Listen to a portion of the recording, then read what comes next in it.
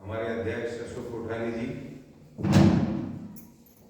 अनुसूचित जाति जनजाति अधिकार मोर्चा के राष्ट्रीय उपाध्यक्ष माननीय राजू दादोड़ा जी, हमारे युवा नेता विलास दलवी जी, भरत भाई, शिवराम जी और हमारे माननीय प्रधान जी और सभी साथी उपस्थित साथियों, जवाहर जिंदाबाद। जोर के बोलो जवाहर।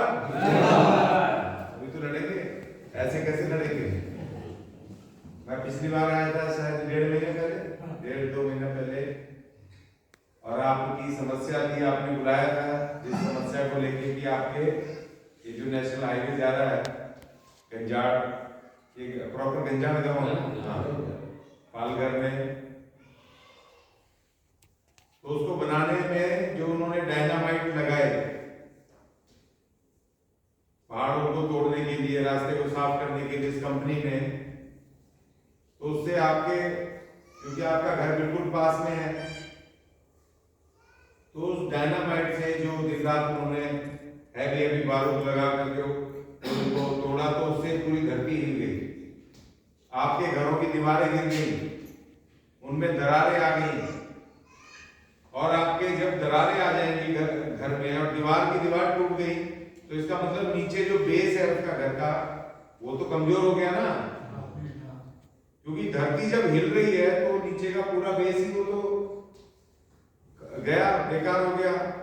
आज नहीं तो कल वो हैवी बारिश होती है इस इलाके में, 7-8 महीने बारिश होती है ना, तो वो तो कभी भी धस सकता है, कभी भी घर को खतरा है।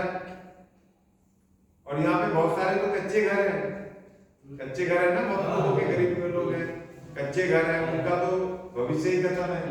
और जिन लोगों ने जैसे तैसे करके 10-15 लाख रुपए लगा के 20 लाख अपना पक्का घर बनाया, कर्जा वर्जा ले करके, तो वो भी खतरे में पड़ गए ना। और आप लोगों ने कंपनी को कहा, शिकायत की, तो कंपनी ने आपकी बात सुनी नहीं, एक चिट्ठी दे दी कि हम उस पर जांच करवाएंगे, कितना किसका नुकसान हुआ है उसका हम वो करेंगे पूरा हिसाब किताब। और आपने यहाँ पर अपने जो यहाँ के चुने हुए खासदार, आमदार, विधायक और सांसद बुलाए, वो भी आए थे ना, तो वो भी यहाँ देख करके चले गए, उन्होंने भी आपको कुछ जवाब नहीं दिया, कुछ काम नहीं किया, आपका किया क्या? और यहाँ के लोकल अधिकारी भी आए थे ना, लोकल जो यहाँ के प्रांत के अधिकारी हैं वो भी आए थे यहाँ पर, लेकिन किसी ने कोई सुनवाई नहीं की। और ये घटना अखबारों में भी आया था यहाँ का, आपने मुझे कटिंग दी थी ना अखबारों में भी, उसके बावजूद भी किसी ने संज्ञान नहीं लिया। बड़े बड़े आयोग बने हुए हमारे, बहुत बड़े बड़े, जब अखबार में आ गया तो उनको सुनते संज्ञान लेना चाहिए। और आपने फिर हमें अनुसूचित जाति जनजाति अधिकार मोर्चा को आपने जिम्मेदारी दी, अधिकार दिया, और हमने दिल्ली में जाकर के आपका केस, आपका शिकायत हमने राष्ट्रीय अनुसूचित जनजाति आयोग में उसके सामने उसको लगाया। अब सरकारी काम में थोड़ा सा समय लगता है, लेकिन 22-23 तारीख को फरवरी में आपका हमने जैसे तैसे नोटिस वहां से इशू करवा दिया, नेशनल हाईवे के चेयरपर्सन को, जो दिल्ली में उसका हेडक्वार्टर है। और आयोग ने ये कहा कि उनको कि 15 दिन के अंदर अंदर आप जवाब दो कि इन लोगों का जो घर क्षतिग्रस्त हुआ है उसका आपने मुआवजे की भरपाई क्यों नहीं की अभी तक। और जैसे वो नोटिस गया, उसके बाद से जो ठेकेदार, कंपनी के ठेकेदार अधिकारी आपसे बात नहीं कर रहे थे, उन्होंने आपके यहाँ लोकल लोगों से संपर्क करना शुरू कर दिया। और अभी वो क्या कह रहे हैं?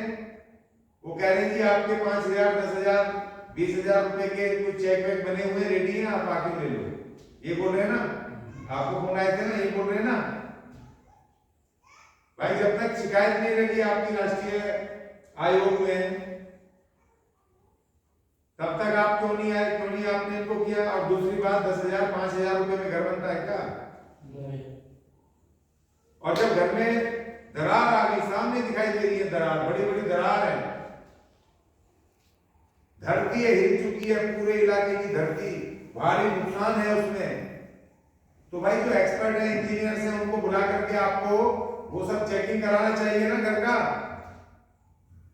और उसके बाद आपको हमारा कितना क्षति हुई है वो क्षति आपको देना पड़ेगा। अब हमने घर जैसे तैसे बनाया, घर ही दीवारों में जगह जगह उसमें दरार आ गई, तो भाई हमारा तो पूरा जो घर का जो पैसा है, जितने लाख का, जितने भी हजार का, लाख का, जिस मूल्य में बना है, आप हमें हमारा पैसा दे दो, हम तो इसको उधेड़ के दोबारा बनाएंगे। ये मैंने राष्ट्रीय आयोग को आपकी तरफ से जो आपने कहा था, जो आपने अपने नुकसान भरपाई का बना के दिया था, वो मैंने उनको दे दिया। और उनके मार्फत से हम कंपनी से कह रहे हैं कि भाई जितना हमारे घर का ब्याज तो आप बना के दे दो, एज हमारा, आप इसको दोबारा से उधेड़ो हमारे घर को, और नींव से उसको पक्के तरीके से, ढंग से, मजबूत आप बना करके दे दो। चाहे उसमें कितना ही पैसा लगे, हम पैसा नहीं मांग रहे, हमें बना के दे दो हमारा घर, जैसा था वैसा ही बना के दे दो। या फिर भैया जो हमारा नुकसान हुआ है, वो नुकसान जो हमने आपको दिया है, हमारे हिसाब से हुआ है, वो हमारा नुकसान भरपाई करके हमारा हमें पैसा दे दो। ये हमने मांग किया है, तो ये मांग गलत है कि सही है? हाँ भाई, ये मांग सही है कि गलत है, आप बताइए। और ये आप ही ने कहा था ना कि जो आपका, हमने आपको राष्ट्रीय आयोग के सामने हमने वो आपको वो मांग रख दी। अब राष्ट्रीय आयोग में भी बहुत सारे ऐसे अधिकारी बैठे हुए हैं जो दिल्ली में एयर कंडीशन कमरों में बैठे हुए हैं। आयोग तो हमारा है, अनुसूचित जनजाति के संवैधानिक अधिकार को बचाने के लिए। हमारी कोई तकलीफ आएगी तो उसको इन्वेस्टिगेशन करके हमें न्याय दिलवाने के लिए। लेकिन आयोग के पास जब चिट्ठी लेके जाते हैं, बोलते हैं उन आदिवासियों को जिनका तकलीफ हुई है उनको यहाँ लेके आओ। अरे भाई 85 आदमी है, और 85 आदमी अगर तुम्हारे यहाँ पर आएंगे तो वहां से पालघर से आने का किराया भाड़ा, रहना खाना, अब जो आदमी वैसे ही मरा हुआ है, गरीब है, कमजोर है, वो 5,000 रुपए कहां से लाएगा? और राष्ट्रीय आयोग को चाहिए कि जब 85 लोगों की तकलीफ है तो तुम यहाँ पर आओ ना भाई।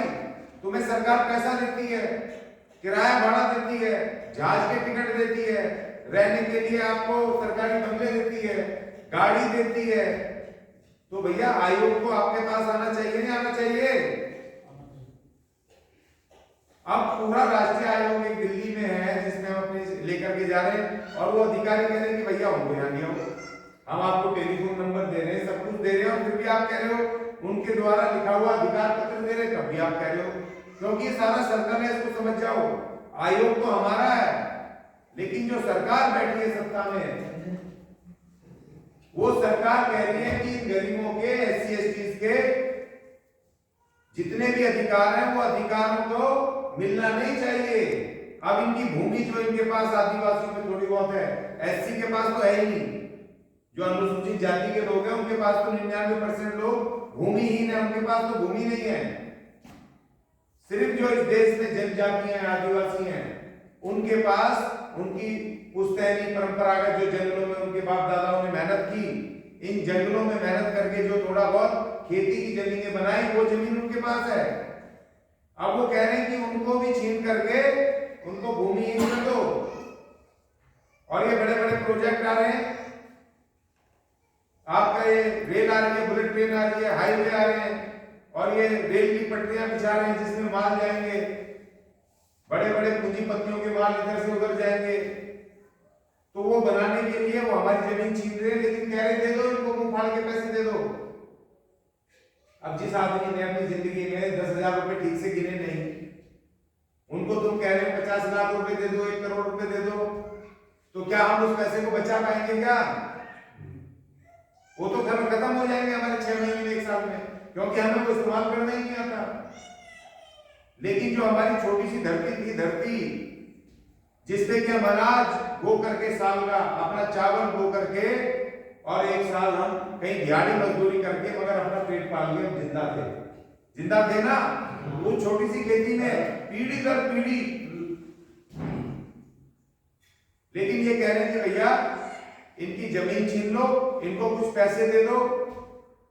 लेकिन वो ये नहीं कह रहे कि इसी संविधान के अंदर, इसी देश के संविधान में एक लिखा हुआ है, कायदा बना हुआ है, फॉरेस्ट एक्ट, उसमें लिखा हुआ है कि जिस आदिवासी की जमीन आप लोगे उसको मुआवजा तो देना ही पड़ेगा, उसका पुनर्वसन भी करना पड़ेगा, लेकिन साथ में जितनी उसकी खेती की जमीन गई है उसकी खेती की जमीन भी आपको रिस्टोर करनी पड़ेगी, दूसरी जगह उतनी जगह देनी पड़ेगी आपको।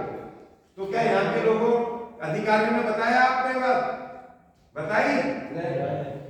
जिस खासदार आमदार को आपने वोट देकर के जिस नेता को चुना उन्होंने बताया तुम्हें ये बात? सैकड़ों एकड़ जमीन जा चुकी है, अभी तक गई है ना।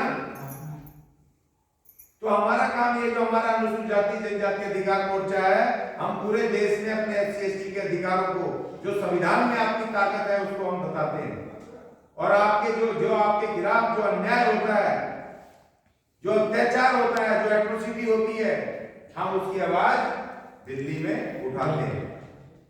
यहाँ पर हमारे माननीय राजू दादोला जी हैं, पिछले बहुत साल से हम जुड़े हुए हैं, हमारे माननीय दिनकर वाडाल साहब हैं, तो उनके मार्फत में यहाँ पर आता हूँ और आप लोगों की समस्या में उठाता हूँ। यहाँ मैंने देखा 30-30, 40-40, 60 साल पुराने मामलों में आदिवासियों को न्याय नहीं मिला। यह आपका बोईसर में काटकर पाड़ा है, 60 साल पहले रेलवे ने उनकी जमीन ले ली, उसका पैसा नहीं मिला, और जो उनकी थोड़ी बहुत जगह बची तो मोटे मोटे लालाओं ने उस पे अपने फ्लैट बना करके बेच भी दिए बिना पूछे। वो धक्के खा रहे हैं। हमें मिले तो हमने उनका फिर तोड़ने के ऑर्डर करवाए यहीं से। तो हम ऐसे केसेस हम कर रहे हैं समाज के, हम समाज को बता रहे हैं कि भाई हम तो तुम्हारी लड़ाई लड़ रहे हैं, मगर तुम कब जागोगे ये बताओ। ये काम मेरा नहीं है, मैं दिल्ली से आकर के तुम्हारे लिए यहाँ पर काम करता हूँ, तुम्हारी तकलीफ को दिल्ली ले जाता हूँ। ये काम मेरा नहीं है, ये काम उसका है जिसको कि तुम वोट दे करके अपना प्रतिनिधि चुनते हो। वोट किसे देते हो भाई? तुमने उनका कर्जा ले रखा है क्या? नहीं। या हमारा रिश्तेदार लगे हैं क्या उनको वोट डाल करके उनको सत्ता में बिठाने की गद्दी देते हैं?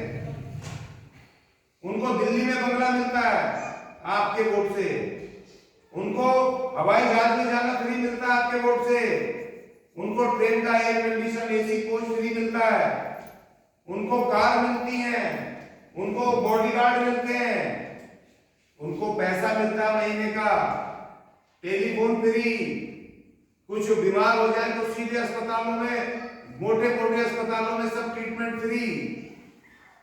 तो क्या हमारे रिश्तेदार लग रहे हैं? आपने उनका कोई कर्जा लेके खा रखा है कि हम उनको राजा बनाएंगे और जिस दिन हमारी तकलीफ होगी तो तुम हमारी तकलीफ के सामने नहीं खड़े होगे?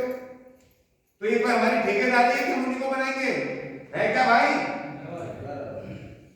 इस भारत के संविधान में बाबा साहब डॉक्टर भीमराव अम्बेडकर ने तुम्हें इसीलिए थोड़ी वोट का अधिकार दिया था कि तुम एक पौवा पी के और चिकन खा के 100 रुपए लेकर के किसी को वोट डाल दोगे और फिर तुम रोते रहोगे, फिर वो तुम्हारे पास आएगा नहीं तुम्हारी तकलीफ में। फिर जब तुम्हारी जमीन छिन रही होगी तो तुम अकेले खड़े होगे, जब पुलिस तुम्हारे खिलाफ केस बना रही होगी तो वो तुम्हें कोई दिखाई नहीं देगा। तुम अपनी ताकत उन ऐसे लोगों को देते हो जो तुम्हें कभी तुम्हारे काम नहीं आते। तो भाई फिर गलती किसकी है? गलती किसकी है? गलती तुम्हारी है ना, कि बार बार तुम गलती करते हो। अभी इसलिए मैं आपको रिपोर्टिंग करने जा रहा हूं कि हमने दिल्ली से राष्ट्रीय अनुसूचित जनजाति आयोग से हमने आपका नोटिस करवा दिया है। 15 दिन में इनको जवाब देना है कि इन्होंने अभी तक आपका तकलीफ को सुना क्यों नहीं, आपका मुआवजा क्यों नहीं दिया घरों का। लेकिन हमने तो कर दिया अपना काम, मगर अब भाई अब आपकी ड्यूटी है, क्योंकि अब इन्वेस्टिगेशन होगा, आपके पास अधिकारी आएंगे, दूसरे लोग आएंगे, तो फिर आपने जो मुझे बताया है वो लिख के दिया है, जो वो आपने उनको भी बताना है, ठीक है। और दूसरी बात ये कि भाई अब देखो वो एजेंट भी छोड़ेंगे, दलाल भी आएंगे, अब वो कहेंगे भाई इनके साइन ले लो, 10-10, 5-5 हजार रुपए, 15,000 रुपए, 20,000 रुपए दे करके इनका साइन ले लो, जो कि दिल्ली में वो दिखा लेंगे, देखो जी हमने तो पैसा इनको दे दिया। अब इनका तो केस बनता ही नहीं है। वो केस पैसा मेरे नाम पर नहीं आ सकता, जो तुम्हारी लिस्ट गई है ना वो पैसा तुम्हारे नाम पर ही आएगा, तुम्हारे नाम से आएगा।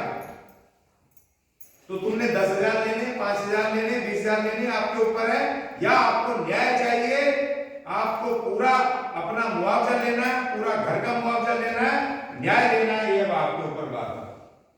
अब हमारे पाले में गेंद नहीं है, पाले में तुम्हारे, जब तक तुम लड़ोगे तब तक हम लड़ेंगे। लेकिन अगर भैया तुम बिक गए तो हमारी जिम्मेदारी नहीं है, ध्यान रखना इस बात का।